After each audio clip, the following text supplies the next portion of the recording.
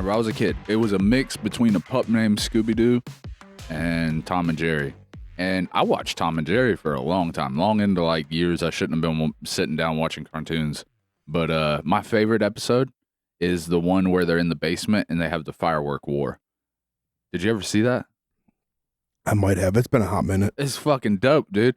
Jerry gets on a fucking, I think it was like, it might have been a paper airplane, but I could be misremembering, but he like made a bomber out of some little fucking toy airplane or a paper airplane or some shit. And he was like bombing Tom. It was awesome. Okay, I do vaguely remember the paper airplane bomb and Tom part. I read something the other day.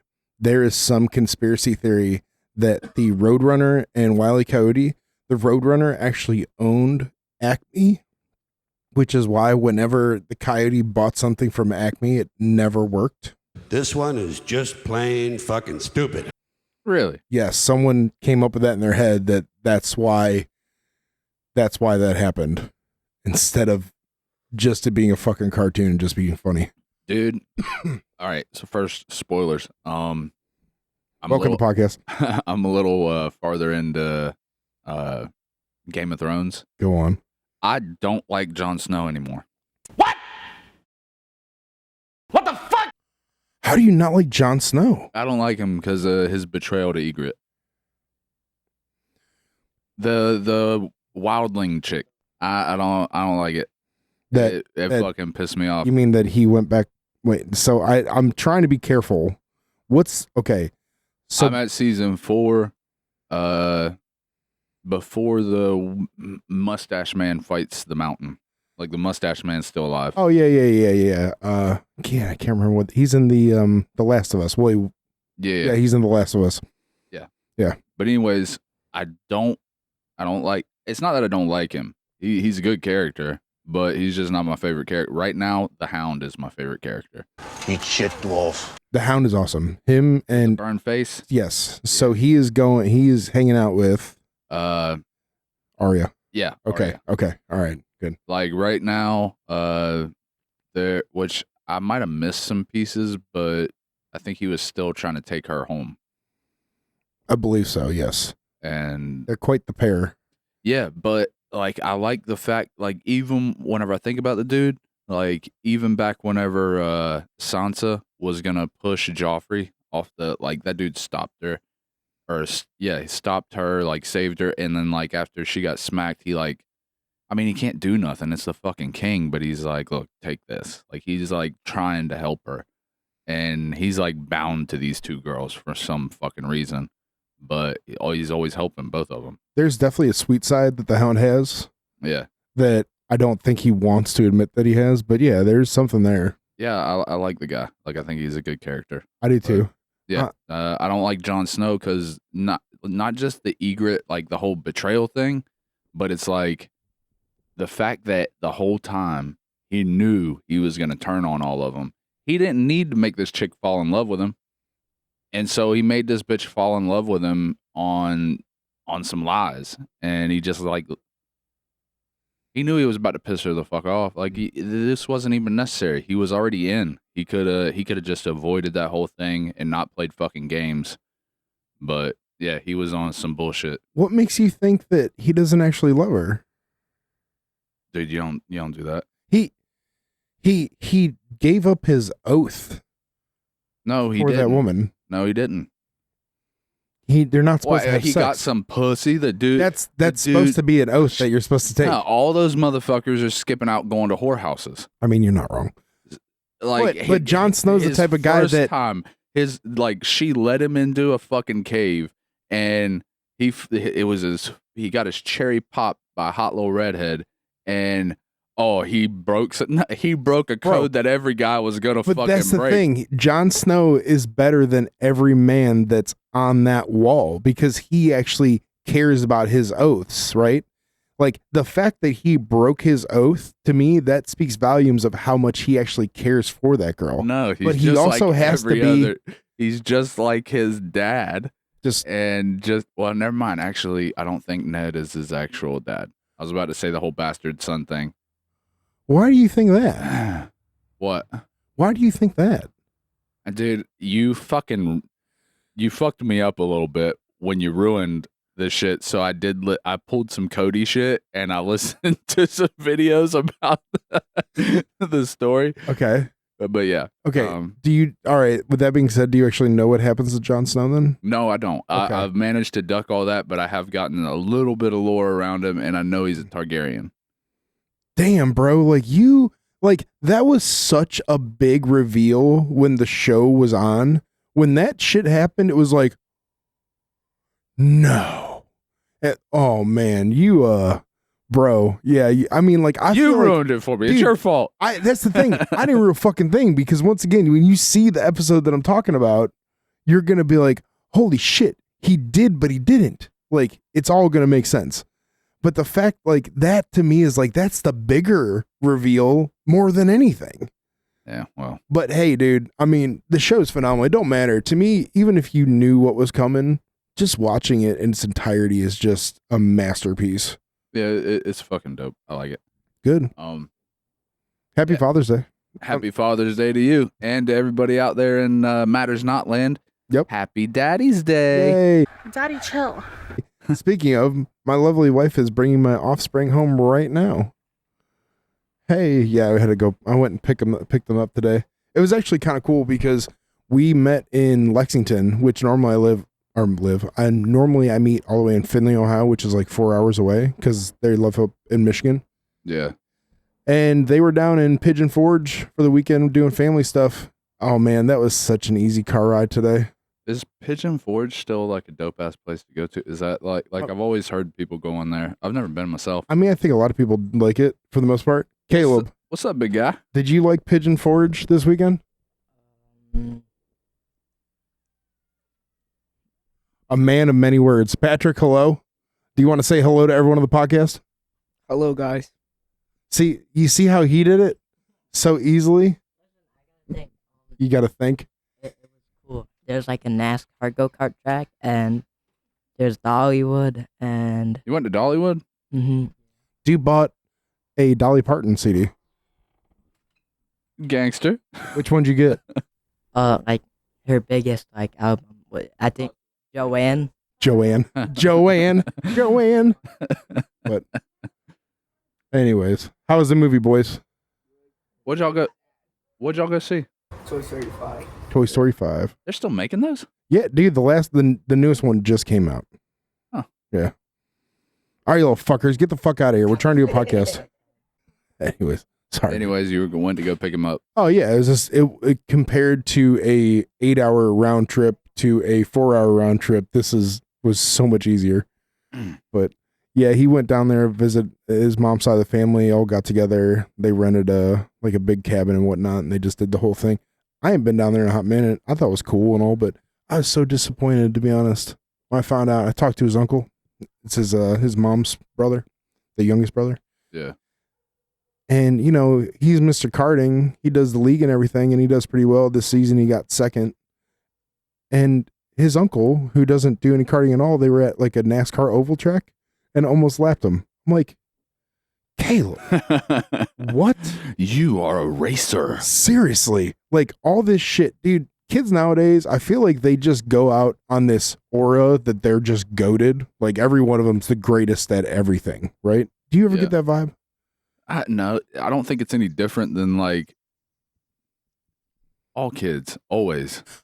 I don't ever remember thinking I was the best. Just because you didn't doesn't mean other motherfuckers don't. Whenever I started welding in the trades, I went in very humble because I was watching YouTube videos of old timers schooling these fucking kids that would come out of school thinking they're the best thing ever. Yeah. And then they fucking school their asses. And I was just real humble. Whenever I came into welding, I started on some dry docks, and I went in and I was like, look, guys, I know I went to school, but I know I got a lot to learn.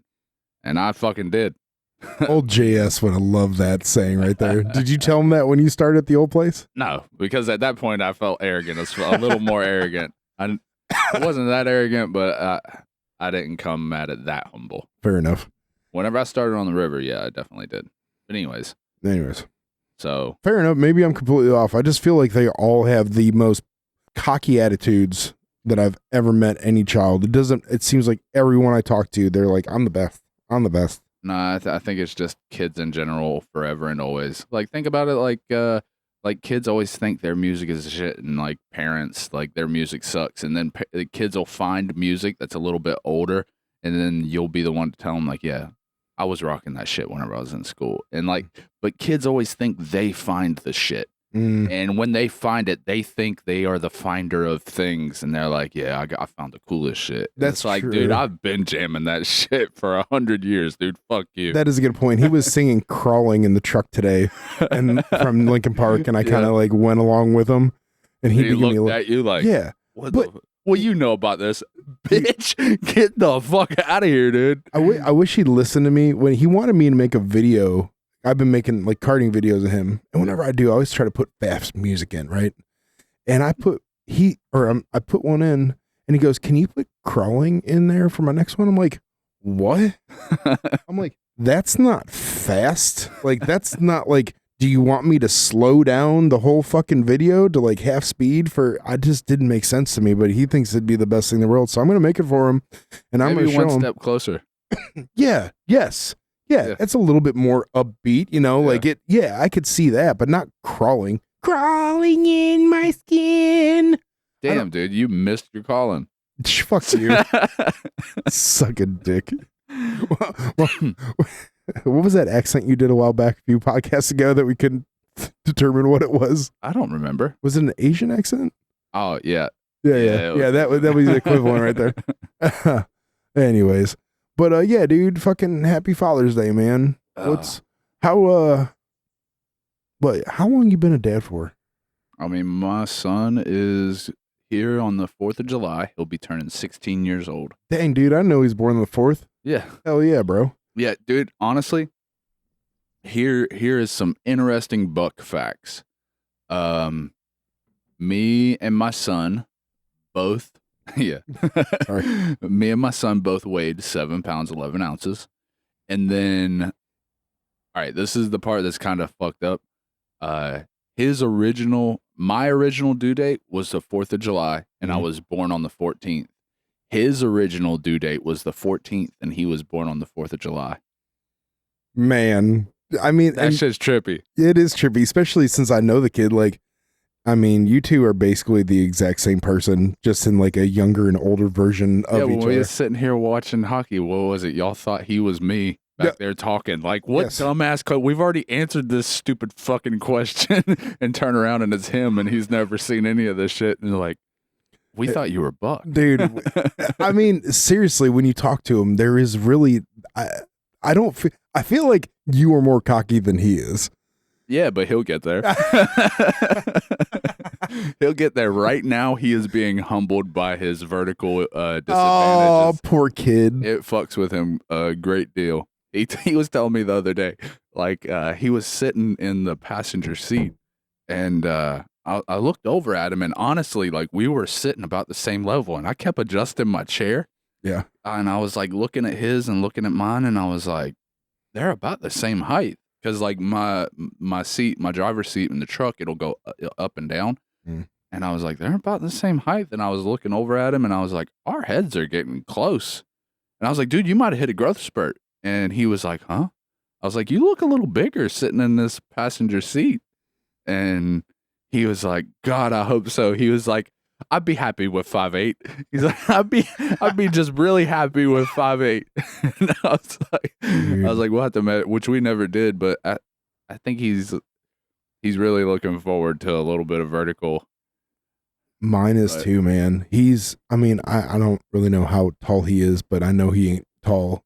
And I feel so bad. The kid's been on like ADHD medicine since he was little, and I feel like that stunted his growth. Because Yeah. I mean, I'm 6'2". Now, granted, his mom is like 5' nothing, and he's just taller than she is. And I'm like, fuck. It's either his mom's doing, but all the men in her family are actually fairly tall. I mean, they're about 5'9", 5'10" Yeah. but man, poor Caleb. I don't think he's gonna get there either, bud. Poor guy. And that's the thing that bothers me more than anything. Yeah. Like When he was born, he had red hair, and it never bothered me. Even though my mother, I swear to God, she came up to me and she's like, Christopher, I'm so sorry he has red hair. Because she's redhead. I'm like, God damn, Mom. I'm like, settle down. It'll be okay, right? Yeah. That I can handle, no problem. Freckles, whatever, pale white skin all day. You know, he's sooner or later he's going to get some, but it's like, man, that short stature, it's like, oh, I feel so bad. Well, I just told Carter, like, I'm like, look, dude, I know it sucks, but you just need to know that people are going to look at, like, there's going to be some kind of judgment for it. And even if it's subconscious or conscious, shit's going to be a little rougher for you. With women, a lot of women prefer a taller guy. Yeah. And I was like, you're just going to have to shore up all your other edges.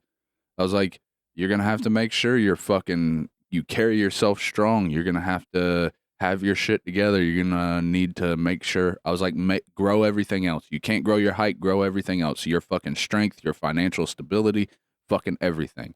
And that's such good, solid advice. Yeah.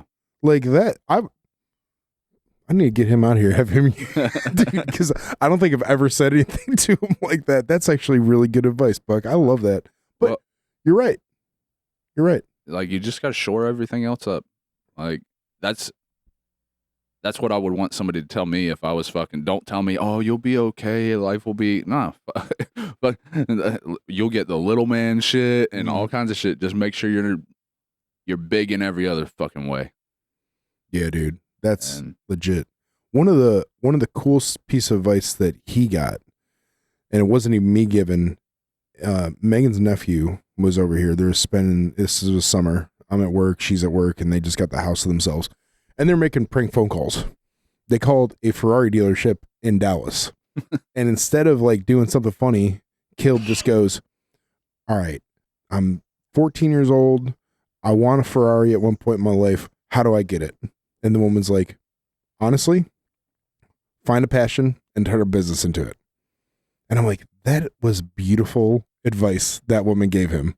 Like, yeah, dude, find a passion, turn a business into it. It's the best way you're going to actually get a Ferrari. Yeah. But then again, I've also heard other people say that that's a bunch of bullshit because the people that say that like own, you know, steel mills and fucking gas companies, and their passion is not either of those. You just got to be careful with what your fucking passion is, because if your passion is knitting, you can knit forever and you're never gonna have a fucking Ferrari. That's true. He tells me he wants to be a barber. Yeah, he's not gonna get a Ferrari. No. I mean, he could own, if he wants to be a barbershop business owner, fucking he might have a couple Ferraris. Now, granted, he did say he wants to do that. He's like, I want to be my own boss, and I hope to God he gets there, because man, I feel like it's a much better life being a business owner than it is working for somebody else. Well, to an extent.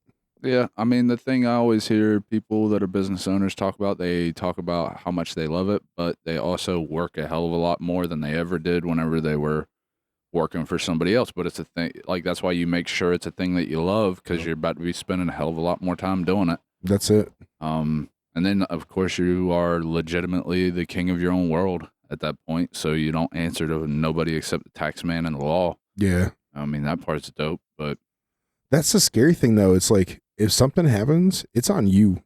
It's nobody else's.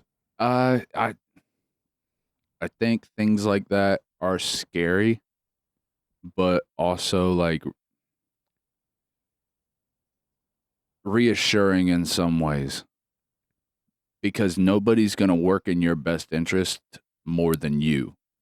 And like, you working for somebody else, like, yeah, that you have less risk, but you also, there's the risk that fuck, they don't need me anymore and you're gone.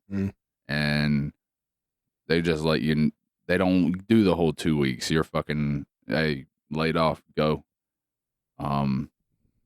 Yeah, so I mean, it's scary in that, I imagine, because I can't speak from experience, I imagine it's fucking scary knowing that it's all on you, but it's also reassuring, I would imagine, that you know, hey, I'm going to, at least one, I know where I stand, and two, nobody's going to act in my best interest more than me.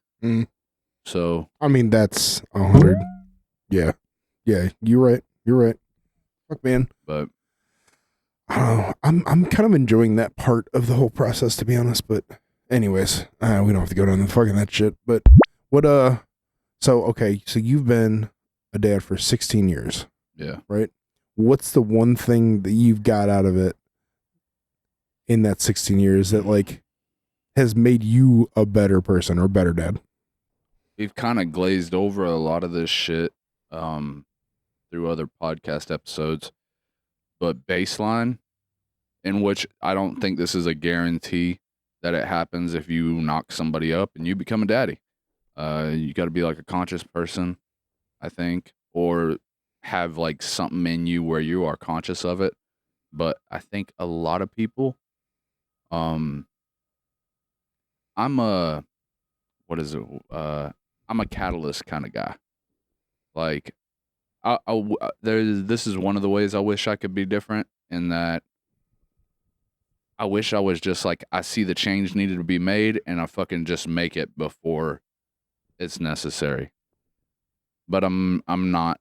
I kind of got to have some kind of catalyst. Like something's got to fucking happen, and then I'm like, oh fuck, I got to do something, and then bam, I got all kinds of energy and I'm going. In which I do have a lot of energy and fucking horsepower, but it's a lot often it's misdirected, and so like a catalyst occurs, and then I got a bunch of horsepower and energy that I devote to fixing this issue.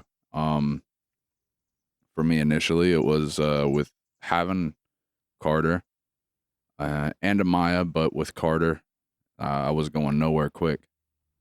It was just the directed energy at changing my life for the long haul and making longer term decisions in my life, like looking a little more at where I was headed and trying to obtain a little more security in my life. So there's the baseline. But then I think I think maybe one of the biggest things is how I looked at the way I thought about life and things. And I know that's really vague, but it covers like quite a bit of shit. And one of them is like before, I'm trying to find a way to put this. The echoes of my actions. I reflected, in which this is like something I had to grow into. It's not like I have a kid and now I'm looking at shit like this, but I had to grow into it because initially I was a trash dad. I mean, I did my shit as far as providing, and initially I was doing just that baseline. I was like provisioning and like trying to make sure I could supply, uh, funding, resources, all that shit, like energy towards, in which whenever I was younger, I didn't have a skill set, very, very much of a skill set. So obtaining those resources took a lot more energy. And I didn't really know how to go about everything else. But as time went on, I started to get better at looking at the way my actions and the way I behaved towards my son and subsequently my daughter would echo throughout their lives. This is in which some people might not like to hear this. In which I it's not like I never beat my kids. I was never like an ass whooping type of kid. I grew up getting a lot of ass whoopings. But I didn't raise my kids that way. But whenever they were young, I would pop them. It wasn't nothing ridiculous. It wasn't like hard. It wasn't abusive or anything like that, which some people will look at it like it's abuse in any way. You don't need to raise your hand. But I think like, fuck it. When Carter was young and he started getting a little out of hand, whether it was disrespectful towards his mom, which I never tolerated. Ain't no boy, especially a boy, gonna disrespect his mother. And which, I mean, a girl too, but I mean, I'm a man. I was a boy. I'm looking at, like, I look at him and I try to see me. I can't really do that well with my daughter. You know what I mean? But whenever I look at my son, I'm like, you are not I didn't disrespect my mom. You're not disrespecting yours. There's no way. And then on top of that, he had a good mom. So I wasn't going to let him talk back, get mouthy with his mother. And to this day, I don't tolerate it. And we're separate. Like, I don't want to hear it. Like, he'd show up with like a hickey on his neck or some shit. And I'm like, dude, hey, that's disrespectful to your mother. Like, she got to walk around with you and people looking at her sideways because you got a fucking mark on your neck. Anyways, when he was little and he started to get to that little hell raising phase, I would whip him. And like if he did something bad, but I would do this. Like I would be like, all right, dude. I would explain to him what he did. I would ask him if he understood. And if he didn't understand, I would explain more. And I'd be like, all right, you're going to get one whooping. I need you to come to me. You're going to put your hands on this table. In this instance, we were in my living room, the one that I'm remembering specifically in the living room. I'm like, you're going to put your hands on this coffee table. I'm going to pop you once. I was like, if you're going to cry, that's fine. You can go to your room and cry. And then when you're done crying, you can come back. We can play Xbox or watch a movie. And to this day, my son, he does a really good job of being accountable for his actions and accepting responsibility. And I cannot help but think it's not all of it. It's not the whole nature nurture argument. I don't fucking know a whole lot about that, but I think it has some bearing on his accountability now. Having him take accountability and accept responsibility and accept his punishment when he was little. And I didn't have to whip my kids very much at all. And also too, I think he had like a little fear for me. Not because I was mean towards him, but I think he's seen that I was a threat, especially for boys. Like if they see that you're a threat, that like they'll chill a little bit. And I don't know. But yeah, seeing like that instance is like one example of like how my actions towards him, like I could have just been a dickhead dad and just been mad and popped him or sent him to his room or put him in a fucking corner or some shit. But I knew it was important to explain to him. I could now keep doing that with my daughter. I've never been good at punishing my daughter. You see it yourself. My daughter has me wrapped. I can't like her mom. I remember Amaya. I can't remember. I think she got mouthy with her mom one time, and I was like, "What'd you say?" And I went in there and I was like, "Turn around," and like I explained to her what was happening and why. I was like, "I'm gonna give you one whooping. If you jerk or run away, I'm giving you two." Blah blah blah. But I rear back like I'm gonna whoop her. And I come in, my hand is flying through the air. You could hear it cut in the air. And then I get right to her butt, and then I stop, and I just tap. She cried, but I think it was like the anxiety and the buildup, and then she's just like started bawling, and her mom just started laughing at me. And I'm like, what? And she was like, you can't do it. And I'm like, I can't. And then like her lips would start quivering, and then she get these tears in her eyes, and I just feel so fucking horrible. And I was like apologizing. I'm sorry, sweetheart. I'm sorry, baby. I love you. I'll never do it again. Yeah, it's interesting. I love that about you because you got that tough demeanor with all the tattoos and everything, and then yeah, with your daughter, she's your little angel, and you were I totally see that, bro. Yeah, she's got me right. With Carter though, with Carter it's a different story a little bit because like I knew I needed to be firm on him because in which I know the world is not gentle on girls, but I am not a lady. What? And I don't have that perspective. But with my son, I know exactly what he is headed towards, and I know exactly where I need to shore him up. I know exactly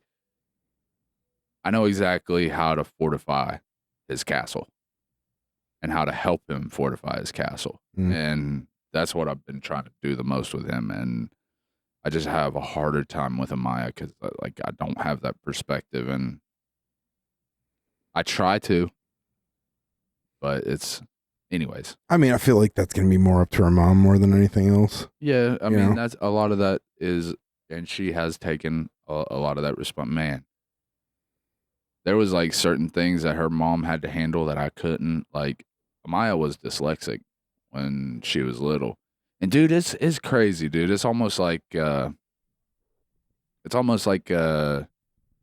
don't know, for lack of a better term, like an act of God, a little bit.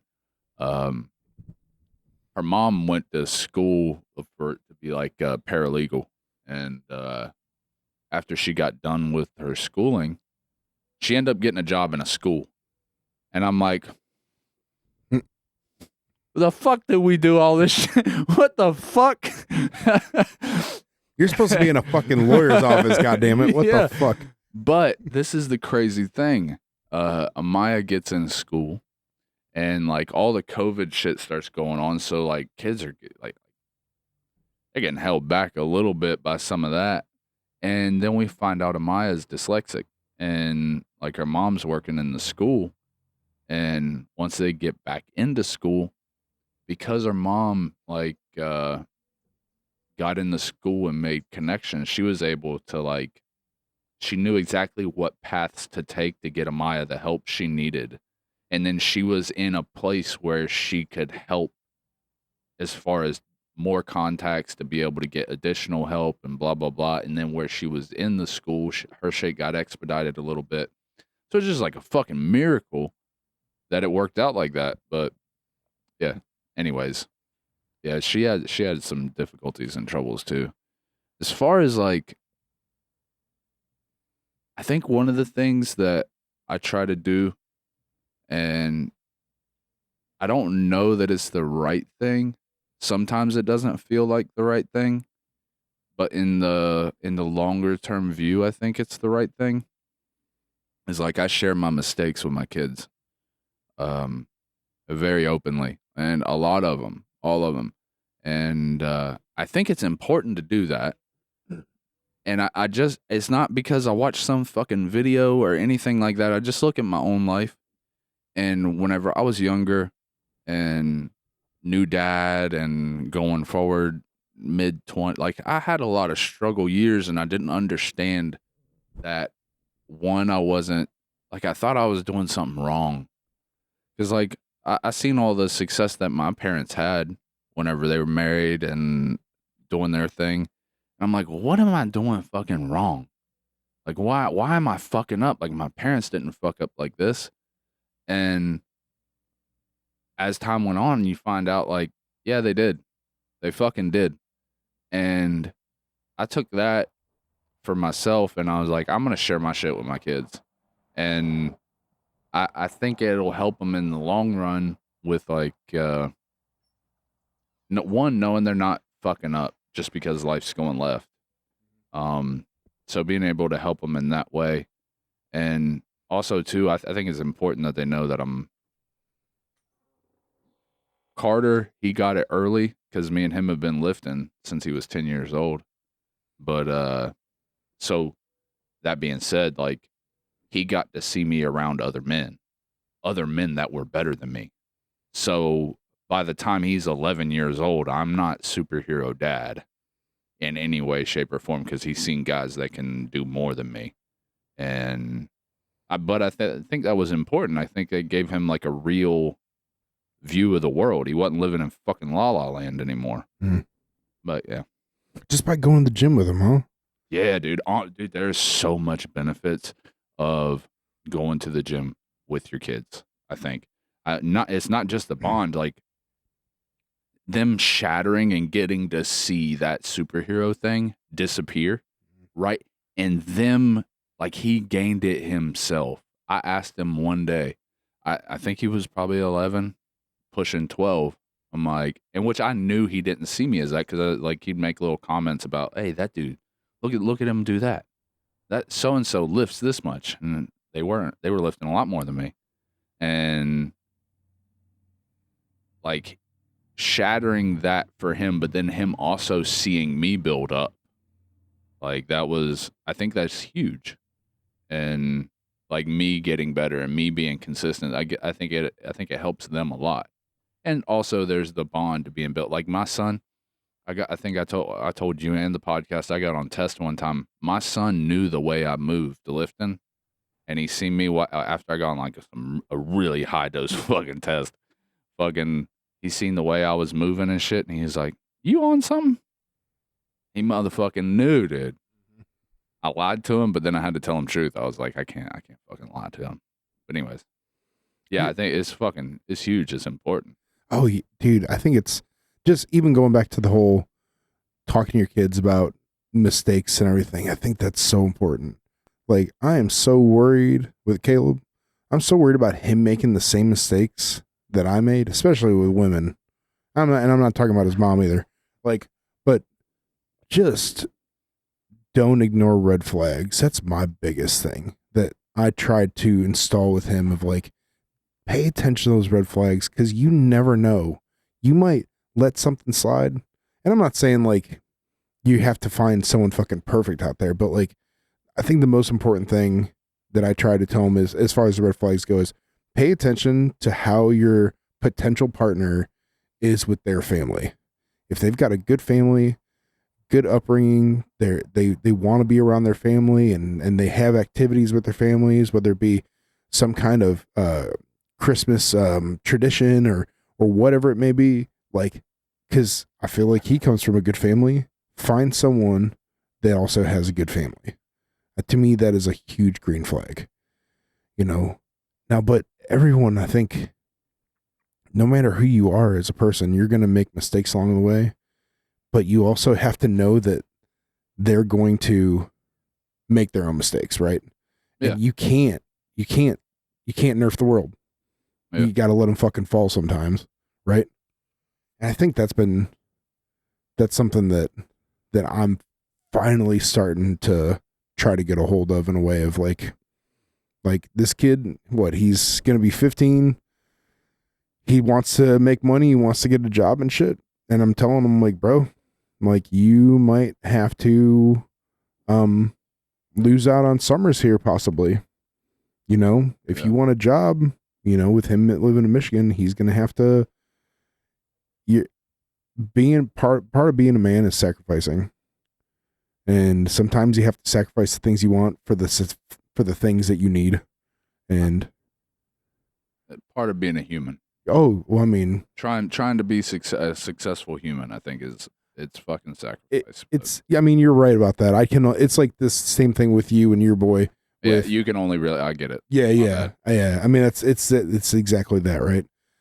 So, I don't want to nerf the world for him, but at the same time, like, I am totally that mama bear in a way where like I get a little worried. That's where I get that from my fucking mother a little too much. I get a little scared, but I lost track a little bit where I was going. You was talking about him not ignoring the red flags with women and just I mean I guess what I'm on is the same kind of mentality as you are in a way, you know, trying to show him like nothing's gonna come easy. Yeah, you got to work your ass off for it. I think it's important that they see it not come easy for you. I think they need to see the struggle that you have, and I think doing anything hard and physical with them regularly enough that they can fucking see you make gains and progress. Also, I think it's important that they see people better than you, and you not be like if I'm remembering the moment, I think it was like slightly earth shattering a little bit because like I'm not his fucking hero. But like my son has told me multiple times since, like in recent history, like, yeah, I want to be like you. And it's like in that moment, I'm like, fuck, I'm not his hero anymore. But it built foundations for me not to be some fictional fucking hero and to be a real, like a a tangible hero, not like some fucking imaginary cape wearing motherfucker. Hold on a minute. So you, at what point did you think that you weren't his hero? Or do you feel like it went from this fictional kind of mentality to what is what most boys become when they become men, and they think about their dads and them being heroes are because they busted ass to and sacrificed to give them a better life and all that? Is that what you mean? No, like when you're a kid, like, or at least whenever I was a kid, whenever I would look at my dad, like he pretty much wore a fucking cape. It was imaginary, it was fictional to me, but he pretty much wore a fucking cape. And then there was a point where it's like you get older, much older, and then you're like, yeah, he can't do these things. Or that person starts to fade and it's like it's shattering on a different level. It's like, oh fuck. Mm. And then you get to watch your hero like become older and like fall. I fell from that whenever my son was young. Whenever I was young, his me wearing a cape thing disappeared early. He got to see that I wasn't this fucking amazing, super strong, I can do anything in the world. If he wasn't in there with me making the fucking gains, and because like at the time we lived in the country, I'd be chopping down trees and carrying giant fucking logs, fucking just doing strong shit for like a kid. He'd just see me doing this crazy shit or being able to fix this different thing. And like, he's like, Dad can do anything. Dad can pick up anything. Dad is this superhero. And then when going to the gym, that's when he saw that. That was the first instant. And then whenever with this house, like they've been through a lot of the shit with me. They've helped me. And he's got to see me fuck up and have to tear shit completely apart because I suck at what I'm doing. And so now Dad doesn't know how to do everything. But Dad can figure it out. And it's like it's not, I'm not this dude this like fake fantasy thing that wears a cape. I'm this thing that he can be. Like I am a thing he could become and better. And honestly, like he will, if he stays on his current path, he'll be fucking better. I remember, dude, we was, me and my buddy, Logan, shout out, fucking, they came up from Florida, and him and his old lady and his son, they come up, and we were outside having a fire, and Amaya and her mom had went inside, and Carter's outside, and he wants to hang out. We're drinking, and I'm like, hey, bro, you want to fucking hang out? You're tending this fire. And he was down with that. Like, all right, Pops, I'll take care of the fire. So I'm like, if you want to hang out with us, you're tending that fucking fire. Don't let that thing die. And he's like, all right. So we're sitting there drinking. He's got this fire blazing. Well, he lays down. He breaks open a beer box and he stretches it out next to the fire. And he's stomping around and outside in the fucking sticks and everything, barefoot, fucking wearing a pair of shorts, fucking tank top. And he lays down on this beer box and he passes the fuck out. That fire starts dying. I'm sitting on a chair right next to, like I'm close to his feet. The fire starts dying out now. And I kind of nudge his feet with my foot. And he looks up at me and I'm like, hey boy, that fire's fucking dying. I thought you was going to tend it. He jumps up. First thing he does, he grabs that beer box. He tears it up, throws it in the fire. He goes and grabs some logs. He might have grabbed an axe and chopped it into some smaller pieces, threw it in the fire. And then he comes back because he's still half asleep. And he's looking on the ground for his beer box that he was laying on. And I start laughing. I'm like, you threw that shit in the fire. And then he just laid down in the fucking dirt and went passed right the fuck out. And I looked at my homeboy Logan and I'm like, that kid's going to be the man I wish I could be. Yeah. And I think if he stays on the current path, he'll be all right. And I think he'll succeed in that. Well, that kind of goes back to a couple podcasts ago. We were talking about this, and I might have cut it out because I completely butchered it. I'm brought up this whole podcast that Steve Harvey was on, where he was talking about his father passed away, and he said that when he lost his dad, he realized that there was no other man in the world that wants you to be better than them except for your father, right? If you're a dad, you want your son to be better than you, but there's no one else in the world that you want to be better than you. You might love someone, like as a brother, but you don't want to be better than you. Yeah. Like, but with your son, you always want them to be better than the man that you are. They're a reflection of you. Bro. In a 100. lot of ways. I mean, it's not just that they come from your balls. It's like they are a reflection of how you carry yourself with them. Oh, yeah. And I don't know. No, dude, there's been so many times that I've told Caleb, I'm like, you're taking that last name. It's not just mine. It's your grandfather's. It's your great grandfather's. Like it's all these men that busted their ass to make our lives better. Right. Yeah. And I'm like, so every single time you fuck up, that last name that you have is a reflection of me and all of them. Yeah. And don't be that disappointment, Yeah. Like, it just makes me wonder though, too. It's like when our kids have kids, like, what are they going to look at in themselves and want them to be better at? Because, and this might sound fucking super weird because, I mean, Caleb's only 14, your boy's turning 16, your daughter, what, 10? 11. Like, I already feel like they are way better off than what, at least, excuse me, I'm speaking for myself here. I feel like my son is way better off than what I was at his age. Like, I feel like he's got almost a better head on his shoulders, a better understanding of how maybe life works and whatnot. I'm not saying all of it to an extent because he's got a lot to fucking learn. He's only 14. I actually talked about this quite a while back with my mother. And I was talking to my mom and we was talking about like the way, like she was congratulating me on like how my kids are. And I can't remember how we got to it, but we was talking about lessons learned and lessons taught. And I was like, Mom, I don't mean any offense to this, and I don't think it's your fault. I think you guys did a better job than what was done to you. But the lessons I learned that I teach my son, I kind of had to learn for myself.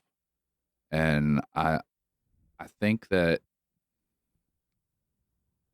I don't think that parents when we were kids had as much in-depth conversations with children as what parents do now. Yeah.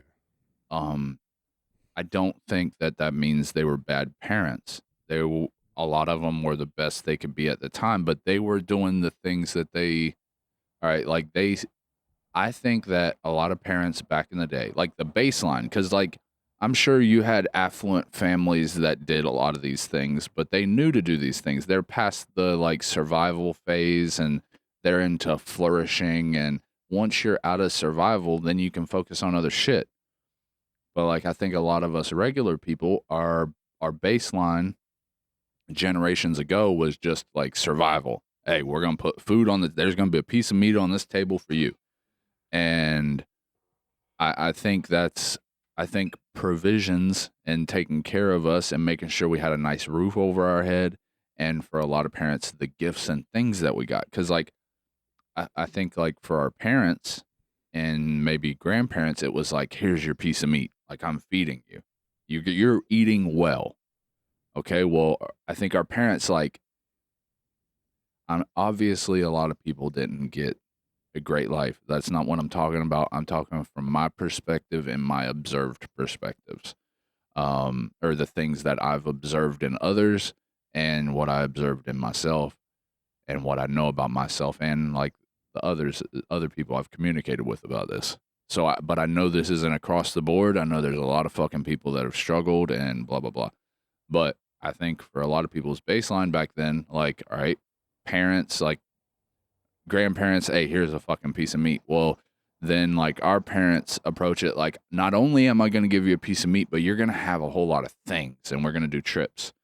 And then the baseline gets better when it comes to us because, like, all right, you're getting things, you're getting food, and I'm going to give you lessons. Like, I think a gap gets noticed generationally, and, like, we just try to fill the gap. And so there's a gap that we don't see with our kids, and they'll see it, they know it, and they'll do all the things that we do, hopefully.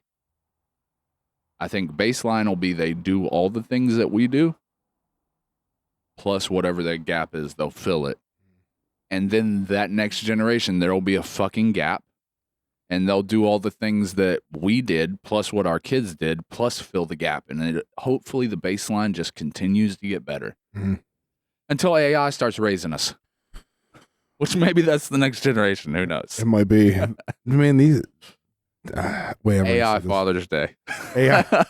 Happy Father's Day, Terminator, T-1000. Hey, dude, speaking of AI, not to get off on a tangent and drag us down a road, but it was funny. I had one of my buddies that I work with.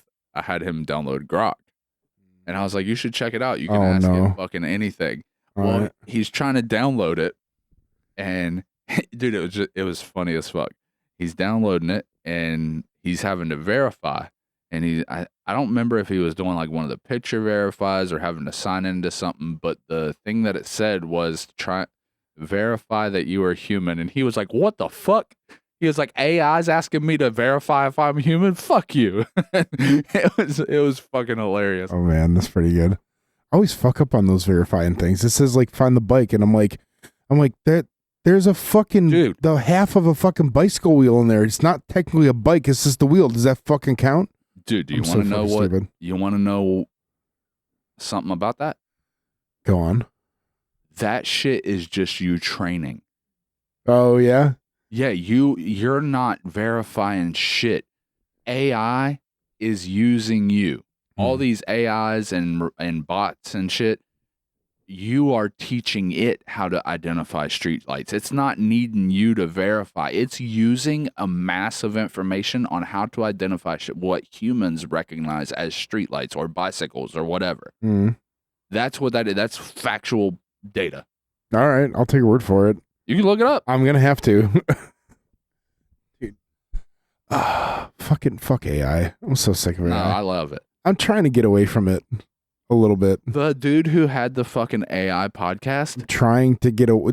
You talked about making mistakes in your fucking life. Here I am fucking talking about mine. All right.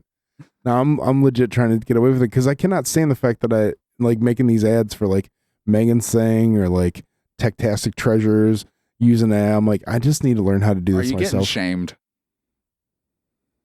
You are getting shamed. You're getting shamed. It's not like fucking with you. It's not that someone is calling me out, shaming me, but there is someone that I follow on Facebook that is very anti-AI, and I'm like, they're right. They are absolutely right. I need to get away from doing this. All I'm doing is causing more of a problem in the world by using AI. Dude, it's just a different medium. Honestly, the way I see it is I don't think we're getting away from it. Pandora's box is opened. AI's here. It ain't going nowhere. Dude, it's another medium and it's another tool. I mean, yeah. It gives more people the ability to express themselves. Oh, yeah. And there's people that are shit stains that are just trying to be hyper productive and just like throwing trash out. That's happening. But it allows somebody who has an idea that would normally have to commission somebody else, find the right person. You can just do it. I mean, and that's it, right? Like, it's the idea that instead of having to pay some kind of money to have someone produce one image for me, I can have multiple images made to create ads for these businesses. That just makes it a little easier, and then I can focus on something else. I want to learn how to do it myself just because I feel like I can, just like with the editing of the videos, I feel like I can do it better. Yeah. I mean, I might not be able to fucking make a green screen where it looks like I'm falling on a fucking mattress during a fucking, but that's some of the humor in it. That's also, Yeah, I think the clunkiness of it sometimes is pretty dope. Yeah. That's the human part of it. Yeah, that's legit. Oh man. Fucking, if you don't mind, I want to touch on something you said because it kind of pulled at my heartstrings a little. Talking about like you talking to your mom about like her mentioning like how. Can I pee real quick? Yeah. You left off on pulling at heartstrings because bro, the thing where I was talking about my mom, conversation with her. Okay, yeah, and I know I didn't lose it, but now I don't know if I actually want to talk about it. Why? I'm very jealous of you that you get to have that conversation with your mom. Dude, that conversation was not like me and my mom's relationship over the years has gone from being tumultuous. However, you nail it. Did Tumultuous. Tumultuous. I can't fucking do it. Tumultuous. Yeah. It went from that to it's pretty good. Yeah. But it wasn't always good, and those conversations had to be had. And yeah. Just not that one, but conversations had to be had over the years, and I mean, just like with any relationship. You ain't wrong. I mean, you're absolutely right about that. It's not even necessarily my mom. It's more about my dad, because like the old man's been gone for coming up on 14 years. It'll be 14 years August 13th, and like I don't know. I don't know. It's just sometimes it just makes me sad, and I kind of wish that I'd be able to have those conversations with my old man. That's all there is to it, really. I don't know. What's one of your best memories with your pops? Oh man. So like I think I've told this one where I was playing Little League and got that line drive like right over my head and just snagged out of the air. That was cool. I can still hear his voice saying, "Way to go, Christopher." There was this time we were at Disney World, and there was this couple like that they were like quadriplegics, and they're just rolling around their little like wheelchairs. Yeah. And this like gust of wind came up, and like whatever this dude had on his little cart, it just flew away, and like he looked frantic, and I just ran up and like grabbed it and gave it to him, and I remember the words. He was like, I'll try to get a better grip on it this time, and whatever. And I just walked back, and my dad's smiling, and he said that I earned a little place in heaven for that one, kind of thing. Like I don't know, like those little proud moments that like you get from seeing or hearing your dad say stuff like that. Like those are the things that kind of stick out the most. Is there anything about him that you wish you could be like that you're not like?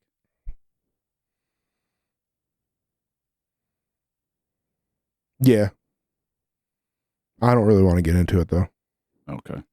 But I don't know, man. I just the thing that really fucks with me is just the fact that Caleb didn't get to meet him really. Like it was probably about like August 10th. He came out of the hospital. He was going home to be under hospice care. And Caleb's birthday is like a week away. His first birthday. And I told Caleb's mom to go pick up some cupcakes and brought him to the house, and we had like Caleb sit in his little high chair and just kind of smash into it, and we're singing happy birthday to him, and it was like the saddest version of happy birthday I've ever sang in my entire life. I couldn't fucking hold it together. I just remember him saying like, "Hold it together, Dad, keep it together, Dad." This is one of those things you just know that he ain't gonna be here to see his actual birthday. And here we are like trying to give him something before he goes that isn't even gonna be a memory. It's like this moment that he's gonna have for days. And like I never saw my old man cry until that doctor told him that he had weeks, and he just, the thing that he said that caused him to start crying was, he's like, I'm not gonna see my grandson grow up. So it's one of those things that it's just like,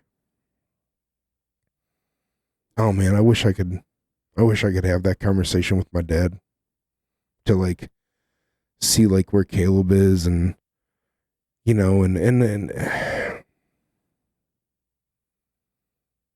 I don't know. It just,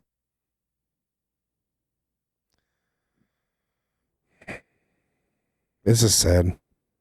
Yeah, I'm sorry, man. Nah, it's nothing to be sorry about, man. Like,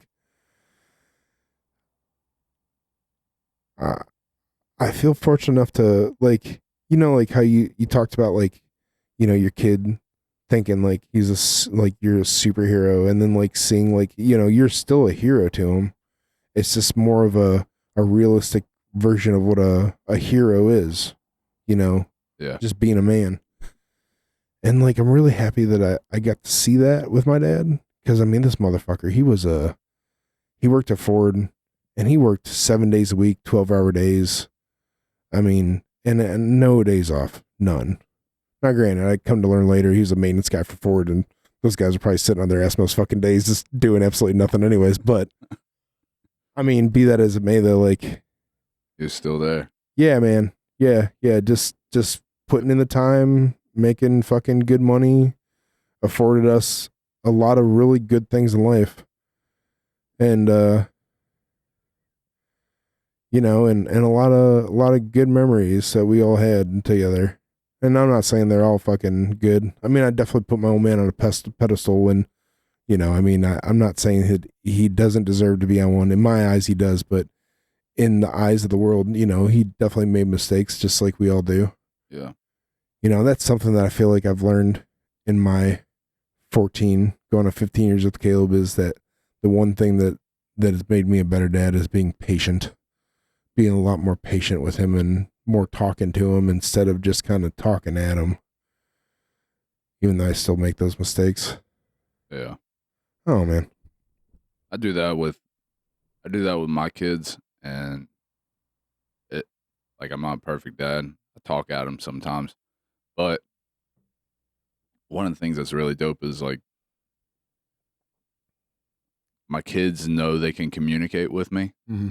and like, Carter will communicate with me that I'm talking at him, but like, most of the time it's like a two-sided thing. I got to be willing to accept him telling me that and be like, oh shit, my bad. And my version of my bad in that moment, whatever it is, and then changing the way I'm communicating. But yeah, that's something I think that it's more of a parents of today thing. Yeah. Like, I agree with that. I think for me, to throw my question back at myself, for me, I think it's the way my dad has always helped other people. I don't fucking, like, I'll help people, don't get me wrong, but my dad will go as far out of his way as necessary to help other people. Like, it doesn't matter how big the project is. Like, my mom used to get so fucking mad at my dad because he would spend so much time helping other people. Mm. His one of his best friends, whenever I was a kid, was building a room addition, and my dad was like, "Yeah, I'll fucking help you." And it was not a little room addition. Like, it was like a regular house with pretty much a castle getting attached to it, like fucking 12-foot vaulted fucking ceilings. Jesus Christ. Like a regular single-story house, then with fucking a giant 2-story fucking, like, it didn't even belong. So they were building a house onto a room, and is what you're saying? Yeah. Oh, damn. Yeah. And he did a really good job. I think so. Yeah, helping other people. I remember when me and the kids' mom split up. I went to a bar with my dad, and I think it might have been New Year's, and I went to the bar with him, and while we were in there, this guy came up, and he's drunk. He fucking throws his arm around me. And he looks over at my dad, and he's like, "I want you to know, this is one hell of a man right here." And he started talking about how when his father was dying, like my dad, or like in bad shape. I don't know that his dad was dying, but he is like in bad shape on his way to dying. He didn't have nobody that could help him in the way he needed help with like some shit fixed on his house. And like my dad was the one that was available, and he didn't fucking miss a step. Like he's like, "Yeah, I'm there." And he jumped too. My dad is a hell of a lot more selfless than I ever have been. And I probably, some parts of me wish I could be that way. And I don't, it's probably in me, but I just like, it's also in me to say, fuck them. I don't help people as much as I should. And yeah, so I kind of wish I could be more like him in that way. And one of the ways I wish, one of the ways I used to wish I could be like him, but I'm finding myself becoming like him, is my ability to do things. Like my dad was always like handy as fuck. Like he always knew how to do shit, man. And I was a dum-dum for a long fucking time. And when you're a dum-dum and you see people who know how to do shit, you're just like, ugh. But the idea that you can just fail is like, it's really hard to accept that. Like you can just like, now I'm like, what's the worst that can happen? It gets fucked up. It's already fucked up. Like I just fucking, I'm gonna fuck it up more. Who gives a fuck? It's got to be fixed in the end. Yep. I'm gonna just keep going until I get it right. But before, I would catastrophize it. Like, oh my God, what if I open this up and I can't what? Like, you can't get some different tools and fix the problem? Right. Like, you absolutely can. You can do everything. Re-break it and fucking do it again. Yeah. Like, so like, there was a time whenever I would look at my dad and be like, man, fuck. Like, he can just do everything. Mm. And now I'm getting to where I feel like I don't know how to do everything, but I'm getting the confidence in myself that I might not be able to do everything right now, but I fucking can figure out anything. Mm. I damn sure can. It's just whether or not I want to. That's legit.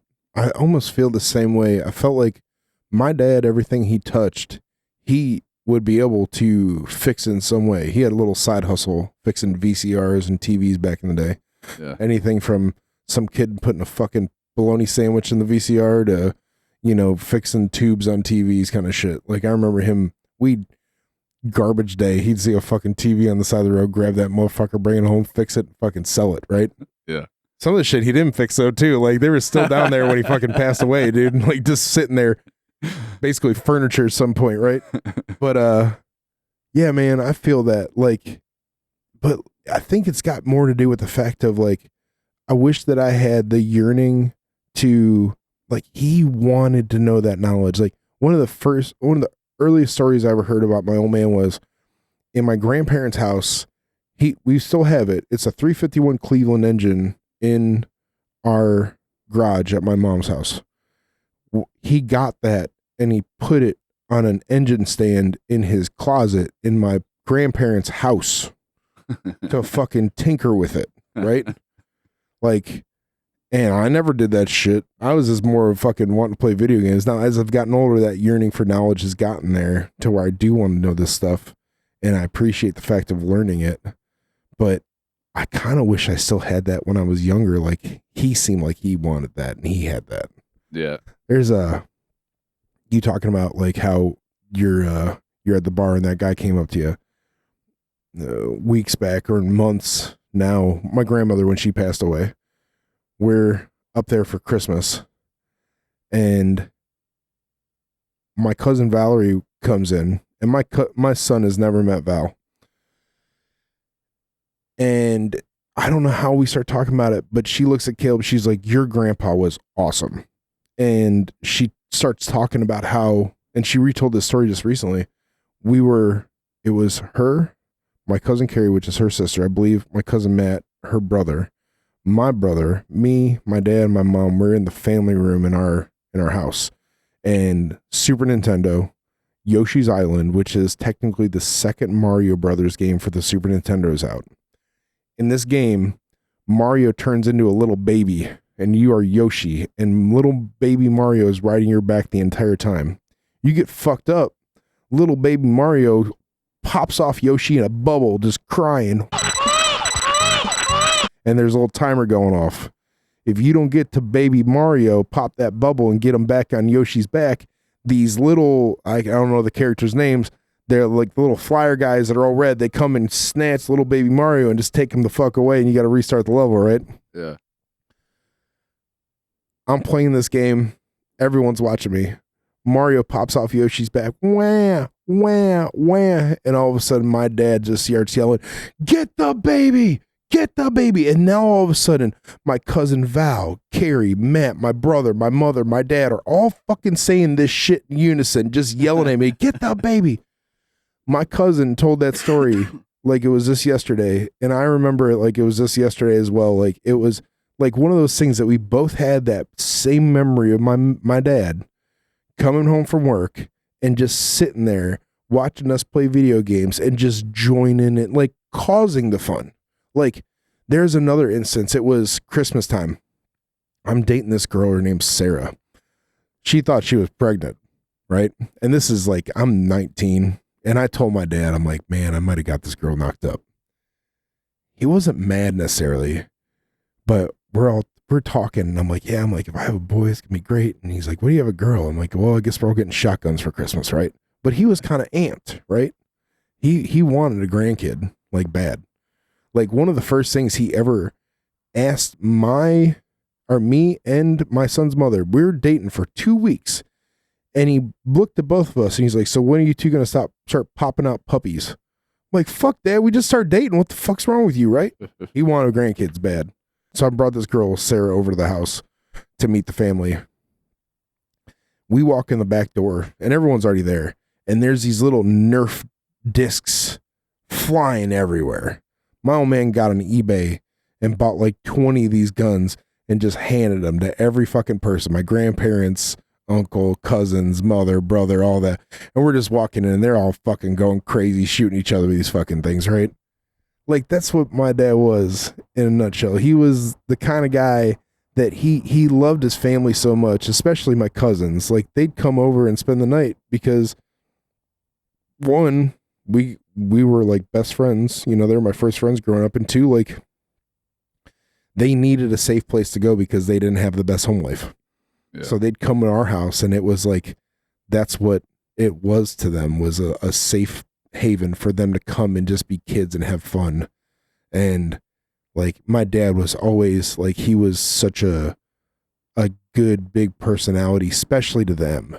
And I'm not saying that to me either, but like, you know, when they're your kids, you've got to be the disciplinarian. You have to be harder because like you talk about, like with Carter, same thing with Caleb, like you don't want them to fucking go into life with this mentality of like things are going to be easy. Like you almost have to fucking break it to them that life is going to be hard. And that's what he did with my brother and I. But like with them, it was this, that was the fun side of him. You know, he could just be Uncle Ed. Well, they already knew that it was hard. That is a damn good point. I never thought about it like that. Yeah. They already fucking knew. Yeah. What they didn't know was the soft and the fun and the family, maybe. Maybe you've seen a need and filled the need. You very much might have a very good point about that. I never thought of it like that. Yeah. Yeah, can I share a story? Yeah, man. Absolutely. It's funny as shit. It's a funny memory. Me and my friends, whenever I was a kid, we would go bridge jumping. And there was this one particular drawbridge that we would go jump off of. And one day, me and my buddies, we come to my house and my dad's sitting there and he's got some friends over, and their like 10-year-old son. He's there too, Chunk. We gave him a nickname. Me and my buddy Logan actually taught this kid how to do graffiti and took him tagging. But and he, man, we fucked up a bunch of kids when we were young. That doesn't surprise me at all, bro.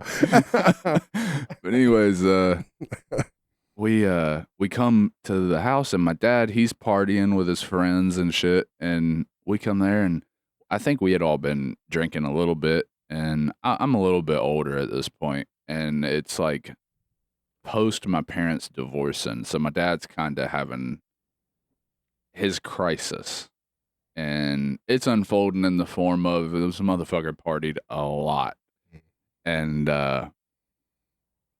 me and my friends did too. Like once, my mom was a very strict person, so like she was the iron hand in the house.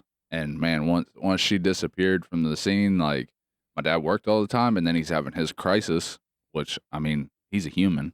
He's allowed this crisis, but we got away with a lot of shit. And anyways, we come to the house. We're all had been drinking and shit. And we come there, he's a little bit drunk, and I look at my buddies, I'm like, hey, y'all want to go bridge jumping? I'm like, fuck yeah. And my dad's like, he's a little fucked up. He's like, he looks at his friends, he's like, hey, y'all want to go with these fucking idiots? They go jump off these fucking bridges. You want to go? And he convinces them to go. Chunk comes, the little 10-year-old. Oh. My dad's telling me he's going to jump. I'm like, all right, motherfucker, we'll see. We'll see if you're going to jump. We drive to this fucking bridge, and everybody gets out and they walk up, and there's a fucking bunch of us at this point, and I think some other friends had showed up, and we're all up at the top, and we're taking turns jumping. Like we're just fucking leaping, jumping, swimming. You got to swim over. There's like rub rails for boats, so you can climb up that and then go up a ladder and get back up onto the bridge and then fucking jump again. Mm-hmm. Or you can swim around over to the shore. Well, I think I had probably jumped a few times while my dad's still debating this shit up at the top of this fucking bridge. And Chunk's up there too. And I fucking jump, and I end up swimming around to the shore. And we had been trying to convince Chunk to jump. I'm like, he's not going to jump. Fuck it. My dad's not going to jump. Fuck it. So I go again, and a bunch of my buddies, they're over on the shore, and it's like there's a sandy shore, and then there's like a concrete, like just bullshit poured concrete hill that goes up underneath the bridge. And some of my buddies are on this concrete sitting, and I swim around, and as I'm swimming, I fucking hear my dad go, and I'm like, hell yeah. So I'm swimming, I get up to the shore, and I sit down next to my buddies, and it's a decent little swim. And they got a blunt going, and they're passing the blunt. I hit it, I pass it back down. And my dad, he finally like gets over. He's huffing and puffing. He walks up this fucking hill, and I'm pretty sure it was a buddy of ours. We called him Monkey Mike. He's got the blunt at this point, and he's hitting it. And my dad walks up, and we had all smoked cigarettes and shit too. And he walks up, and he sees Mike smoking on that fucking blunt. And he's like, hey, let me get a drag off that. And fucking, he's huffing and puffing. He grabs that fucking blunt, and he fucking hits it. And then he starts choking like a motherfucker. He's like, that's goddamn weed, you motherfuckers. That shit was funny. And then the fucking cherry on the fucking pie, we look out, and Chunk fucking jumped. No way. Yeah, the little 10-year-old jumped off this fucking bridge. The worst part of it is he belly flopped off of this goddamn... and it wasn't that crazy. It couldn't have been more than 50 feet. Maybe 50. Yeah. Something like that. But dude, 50 feet for a belly flop. Oh my God, suck, dude. You want to bro. talk about lobster red belly, dude. He's lucky he didn't get fucked up bad. But yeah, and Chunk fucking swam his ass over to the fucking shore. And yeah, it was pretty good. Hit that blunt, bro. You be all right. No, we didn't go that far. No. I didn't say it. I didn't think you would. Oh my God, bro. God damn, 50 feet for a little 10-year-old belly flopping. Holy shit. Yeah. I guarantee he still remembers that fucking moment. Oh man, I I've been in communication with him since it's been probably 5 or more years since I talked to him, but fucking yeah, he's doing good and he remembers everything. Yeah, I bet. He remembers everything. Yeah, you don't forget that, bro. He remembers me and my buddy taking him to the fucking school, tagging, all that shit, dude. It's awesome. Y'all are some juvenile delinquent older brothers in a way. I love it. Yeah.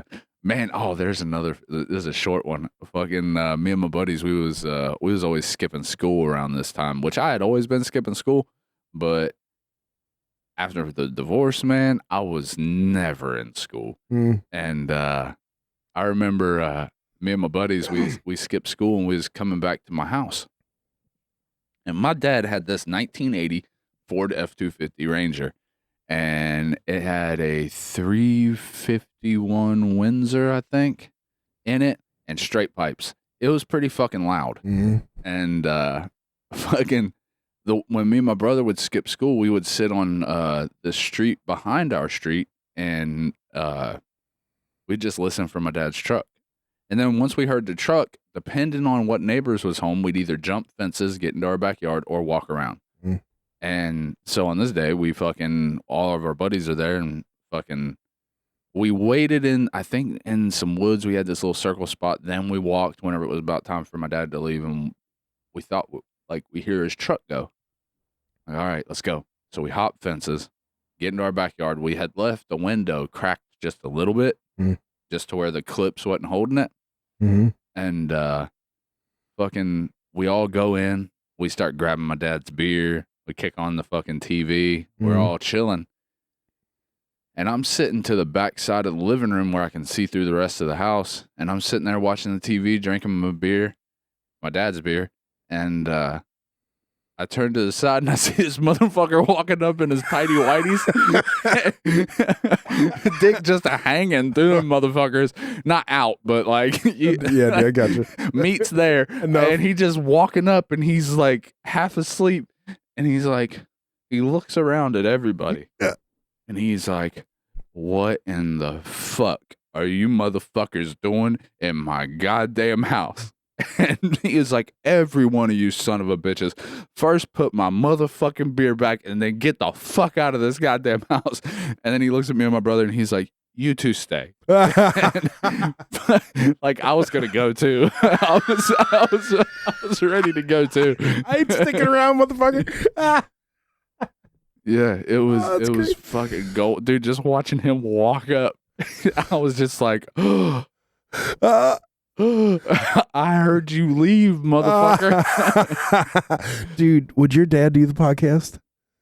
I don't think so. Fair enough. He might, but I doubt it. Sometimes getting the old fucking guys that do the podcast are hardest thing in the fucking world. They don't give a fuck about this. Goddamn. That's hilarious, bro. Yeah. Oh, yeah. That sounds like a lot of fun. Like, probably not in the moment, but just hearing it now, that's so goddamn funny. Dude, he was kind of innovative too. Yeah. Like, we had a swimming pool, and he told us we could have a swimming pool. He got this, he got it off of somebody. It was just like an above ground pool, but it was like the framework and the liner, or like the outside hard plastic, but it was giant. And he told us, he's like, you want a pool? I'm like, yeah. He's like, you want an in-ground pool? Yeah. Fuck yeah. It's Florida. Yeah, I want a pool. Dig it. I'm like, fuck. All right. And then my mom, she chimes in. She's like, you can't have any friends over in the pool. The only friends that can come over and get in the pool are the ones that help dig it. Smart. Yeah. And so anyways, we dug the hole. It was a big fucking hole. I think it was like something like 12 foot wide by like 20 feet long. Maybe it was like 15 feet wide by 20 or 24 feet long. Something like that. It was pretty big for like an above ground pool. And we dug the hole. He got these like PVC tubes, fucking filled them with cement for like a framework all the way around it for the hard plastic. Got the hard plastic tied to it, put the liner in it. Once he put the water in it, then he fucking backfilled the sides that was left over. Dude, it was fucking awesome. That's legit. That's pretty dope.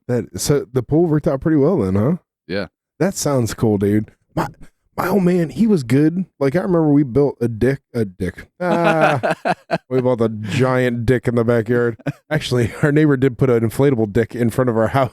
Or no, that was my dad at his house. Fuck, it doesn't matter. I'm cutting that out. We built a deck around our above ground pool. That was the first time I'd ever worked with my dad doing some kind of construction or woodworking or whatever you want to call it. And man, it was like, I want to be a carpenter. This is fucking awesome. Let me fucking cut wood. And he showed me what a square was. And even back then, I'm like, this isn't a fucking square. This is a triangle, right? Yeah. That whole fucking thing. I'm like, this is fucking stupid. Why do they call this a square? But, dude, like, that was the best summer. And it wasn't the whole summer, but that was the best summer. But then the motherfucker would be so procrastinating. Like, to this day, my son's mother asked me this a couple weeks ago. She wanted to know, there's a giant wooden beam and the base or the roof of our house, right? Like on the ceiling. And there's white paint on it. And I don't know, this was after I left the house, they painted, and I don't know how white paint got in there, but no one ever fucking fixed it. You walk into my parents' house and look up, that fucking wooden beam's got white paint. I'm not talking about they painted the whole thing. It's just like a blotch. I'll take a picture of it, or I have my brother send me a picture of it. Dude, it's just, and it's like, did no one think of going up there and cleaning it off or something? Like, or did they fuck up and they're like, well, we don't have a ladder big enough to do this, or we don't want to put our fat asses on the ladder and go clean it. Fuck it. Is this there? Yeah. Or like, for instance, my mother's fucking kitchen, half of it's done and the other half is just drywall. It's been like that for 20 years probably. Like, I mean, it works, but I mean, it ain't fucking right, dude. Like, it's such a, he was so good at what he did, but he also was such a procrastinator. I don't fucking get it. Did he have like some ADD or ADHD or something, like squirrel off on other shit? I think it was more along the lines of like him just working the amount of time that he did. He just wanted to come home and chill. Like, Yeah. He built when I left the house, like when I moved out, all of a sudden my dad bought 4 4-wheelers, a big ass trailer to haul the 4-wheelers. He built a 2.5 car 2-story garage. There was liquor all over the fucking place after that too. I'm just like, Why didn't you do this whenever I was around? legit, like fucking, I've been wanting 4-wheelers my entire life. Like, one, was I costing you that much money where you had to wait for me to leave to buy this shit? And yeah, 2, what the fuck? I want to have some fun too. Like, it just didn't make any fucking sense to me. But like, but I think his mentality was that he spent his life having to work on so much shit where at that point he just like for instance, when he came home, that whole thing with like the cupcake for my kid's birthday and everything. That night, my son and his mother went back to the house in Cleveland where I lived, our house, and I stayed there. That motherfucker, you know what he wanted to do? What? He wanted to sit in his recliner and watch the latest episode of Deadliest Catch that he missed from the week before. Like, he's about to die. He's not going to see next week's episode, but he wants to fucking see what happened on the previous week that he missed. Right? That's fucking hilarious. I mean, like when it comes down to it, man, yeah, like, and maybe that's not for everyone, but with him, it was just like, he just wanted. Dude, I think you need a crab boat tattoo. Fuck that. That's because my old man. Shit. Yes, absolutely. If there was ever good fuel for a tattoo, that's a good crab boat tattoo story. Nah, bro. If the tattoo that I would get, that would be commemorative. Thank you. That don't sound right. I mean, it's right, right, but it's not ambiguous. All right. The commemorative tattoo that I would get would be probably a Mustang logo. So, do you know the story behind my old man's Mustang? Yeah. Okay. Well, for those who don't, Yes. he bought a 2012 Boss 2 Laguna Seca edition. Only 750 of them made. We still have it. He bought it August 14th of 2011. He died August 13th, 2012. Right? Yeah. If there was one thing that I would get, it'd be a tattoo of Mustang logo. And that's not even, I mean, I'm a Ford fan, but that's strictly because my old man was a Ford guy. But like that right there, like I even got something hanging up in the back with something that we wrote in that commemorate my old man, his love for cars, and then like brought Caleb in it. It's actually kind of a tearjerker. It's kind of hard for me to read without not fucking shedding a tear. But that's what I would do. Did he get to tear ass in the car very much? I think there's only 5,000 miles on it right now. So like he drove it up to see Caleb when he was born. He'd occasionally take it out, but really not really. His plan was when he retired, him and my mother were going to take the Route 66 tour in it. Which doesn't make a lot of sense because it's kind of like a race car. It's not very comfortable. I don't know if it would have been a very comfortable trip, but that's what he wanted to do. But no, he didn't really. I would definitely say that he did not really get as much enjoyment out of it as he probably would have if he was still around. So that fucking sucks. That kind of makes you think like, I mean, none of us know when our time's gonna come. Mine can be tonight, mine can be tomorrow, mine can be in 5 years. Like how many things we want to do, which I know like you can't just do everything you want to do because regular humans, we gotta at least assume that we might live a period of time when we want to prepare in a way to where people ain't taking care of us. Yeah.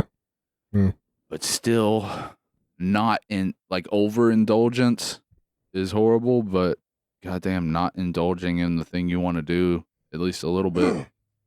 There's got to be like a fine line, right? Yeah. But you just don't like my godfather. He told me that when my dad passed away, they grew up together like best friends. When he passed away, he retired. He went on trips with his wife. I call my Uncle Bill and my Aunt Sherry. Like they're not, but they're yeah. Anyways, but like they just start living life more, right? Like they're like fuck it because you never know. And I think there is some good behind that, but yeah, like you can't, if you do it too soon, then I don't know. You just can't be too wild with it. You gotta, Right. It's gotta be regulated based on your reality. Right. Like if your reality is, I could probably afford to take a trip and indulge in a couple things a year, then you gotta live that reality. You can't live the reality where I'm gonna take every trip I want to take ever right now. Yeah. But like, yeah, maybe Build up to it, like little steps. Just keep in mind that fuck, time's limited here. Enjoy the shit. That's legit. All right, bro. I think we've about hit every little thing that we could possibly tonight. Yeah, actually, there's one more. One more? One more tale from the buck. Do we have one more time? We have time for one more tale of the buck? Hold on, give me 1 second. What's up? Okay. Let's hear the tale of the buck. All right. My old man, he's building this pool house. Like we got the pool built. Well, he wanted a shed, but he also wanted the shed to kind of match the house and be like a nice. Like he didn't want to just be a shed. Yeah. And he always wanted like a decent little workshop, but he wanted it to look nice. He liked pretty shit. And he's having me help me and my mom. He always had my mom helping him, but he had my mom helping him and me and my brother. And my brother was always, my brother helped him more than I did. Anyways, he has me help. And I'm there with my buddy John. And my dad, he's got the floor built. And now he's building the framing for the wall. And he needed to nail this 2x4 to something. I don't remember what. But he needed to nail it. And he's like, hey, I need you to hold this. So I'm just being a lazy, like I could have held it with my hand, got down, fucking whatever. But I didn't. And I'm like, all right, I'll just stand on it. So I'm standing on it and I'm like trying to balance. And he's over here I moved. And he's got this big ass fucking framing nail gun. And the nails got these little wires that hold the strip of nails together. So when those nails drive, they take a piece of wire with them. I moved right as he's nailing. He fucking nailed. I'm pretty sure it was his left hand. Right there. Well, like in the fuck- webbing, Not in the wet, not like in the, the web, muscle, the meat. in the fucking meat, Oh, like that far away from the fucking bone.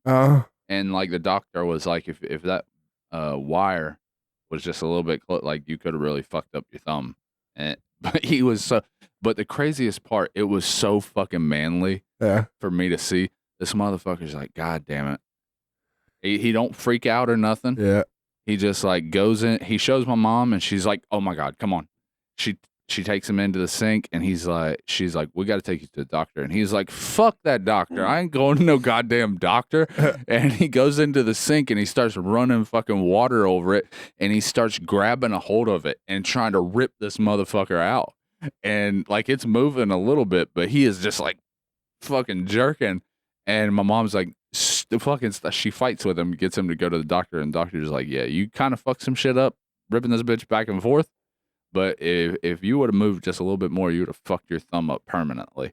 But yeah, it was funny. Sorry, Dad. God damn, dude, that's hilarious. Oh. Yeah, I was a fuck up. Yeah, I mean, that was a fuck up. I had a lot more fuck ups back then, but yeah. Did he ever fuck with you about it? Nah, not at all. Oh shit. It never came up. Your old man's a good man. My old Yeah, man he would have is. fucked with me hard for it. Well, I guess this is the end of the podcast. This is Chris and Buck. This is Matters or Not. And happy Father's Day, all you motherfuckers. Happy Father's Day. Hey, that's funny. Happy Father's Day, all you motherfuckers. God fits. damn, that landed. With that said, have a good night. Yep. Deuces. Father's Day, motherfuckers.